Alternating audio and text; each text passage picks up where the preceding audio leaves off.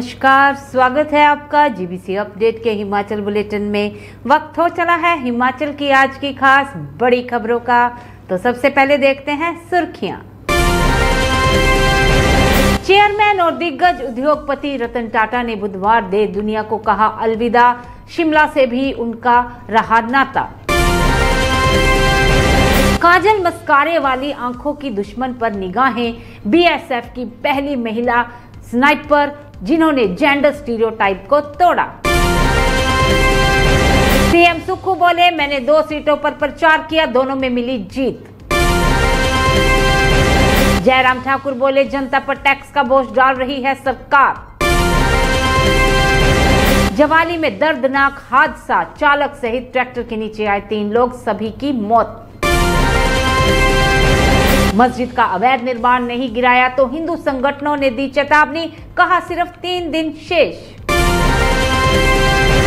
छात्रों की परफॉर्मेंस जांचने खुद ही स्कूल पहुंच गए शिक्षा मंत्री रोहित ठाकुर। हिमाचल में 33 लोगों का कोई सुराग नहीं, अब तक 1363 करोड़ का नुकसान, चौंका देगा मौत का आंकड़ा। किन्नौर में चीन सीमा से सटी सड़क पर 3 पुल तैयार, सेना व स्थानीय लोगों को मिलेगी सुविधा। अब खबरें विस्तार से। टाटा समूह के मानद चेयरमैन और दिग्गज उद्योगपति रतन टाटा ने बुधवार देर दुनिया को अलविदा कह दिया। 86 वर्ष की उम्र में उनका निधन मुंबई के एक अस्पताल में हुआ। पद्म विभूषण से सम्मानित रतन टाटा का निधन दक्षिण मुंबई के ब्रीच कैंडी अस्पताल में रात 11:30 बजे हुआ। रतन टाटा दुनिया के सबसे प्रभावशाली उद्योगपतियों में से एक थे। इसके बावजूद वे कई अरबपतियों की किसी सूची में नजर नहीं आए। उनके पास 30 से ज्यादा कंपनियां थी। यह कंपनियां 6 महाद्वीपों के 100 से अधिक देशों में फैली थीं। इसके बावजूद वह एक सादगीपूर्ण जीवन जीते थे। वर्षों तक देश की सीमाओं की रक्षा में पुरुषों का ही बोलबाला रहा है, लेकिन आज इस धारणा को तोड़ते हुए महिलाएं भी साहस और शौर्य का परिचय दे रही हैं। इनमें बड़ा नाम है सुमन सीमा, जिन्होंने सुरक्षा बल की पहला महिला स्नाइपर बनकर हमारे देश का गौरव बढ़ाया है। मुख्यमंत्री सुखविंदर सिंह सुक्खू ने कहा है कि हरियाणा के चुनाव पर हिमाचल के फैसलों का कोई असर नहीं पड़ा है। उन्होंने कहा कि जिन 2 सीटों पर उन्होंने प्रचार किया उसमें कांग्रेस के उम्मीदवार जीते हैं। उन्होंने नेता प्रतिपक्ष जयराम ठाकुर पर भी झूठ बोलने का आरोप लगाया।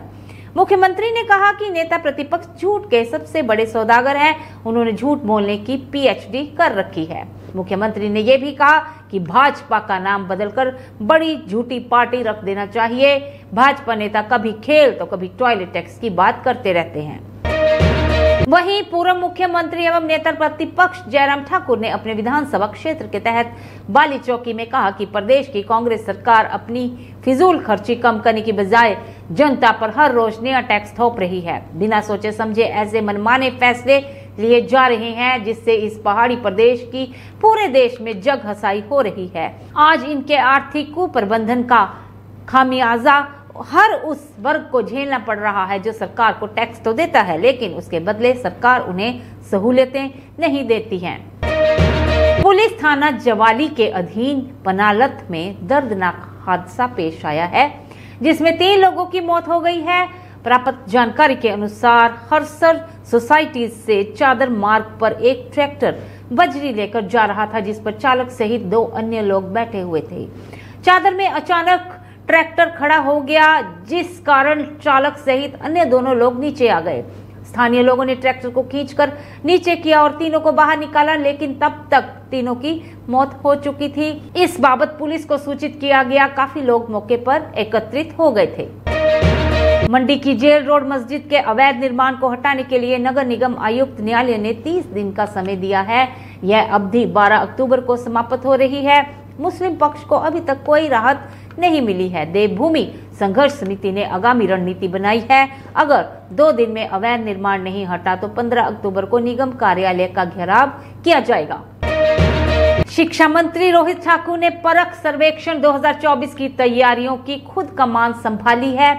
शिक्षा मंत्री रोहित ठाकुर परख सर्वेक्षण से पहले बुधवार को स्कूलों में कराए गए दूसरे मॉक टेस्ट जांचने के लिए स्वयं फील्ड में उतरे। शिक्षा मंत्री ने शिमला ग्रामीण के government model senior secondary school खलक का अचानक निरीक्षण किया। बच्चे मॉक टेस्ट किस तरह से परफॉर्मेंस कर रहे हैं, उन्होंने इसका जायजा लिया। इसके बाद शिक्षा मंत्री ने स्कूल में आयोजित कार्यक्रम में स्कूली बच्चों की हौसला अफजाई भी की। हिमाचल में 2024 का मॉनसून भारी तबाही लेकर आया था। राज्य में अब तक बारिश से 1363 करोड़ रुपए का नुकसान हो चुका है। 33 लोग लापता हैं और 54 बादल फटने की घटनाएं हुई हैं। कुल्लू, मंडी और शिमला में सबसे ज्यादा नुकसान हुआ है। हिमाचल प्रदेश में अभी भी हालात ठीक नहीं चल रहे हैं। भारत तिब्बत सीमा को जोड़ने के लिए नेशनल हाईवे 5 पर सीमा सड़क संगठन ने करोड़ों की लागत से 3 पुलों का निर्माण पूरा कर लिया है। पुलों के बनने से सीमावर्ती इलाकों के लोगों, भारतीय सेना और आईटीबीपी के जवानों को काफी राहत मिलेगी।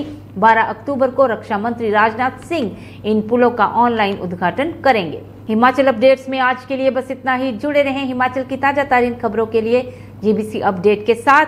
तब तक के लिए जय हिमाचल, जय भारत।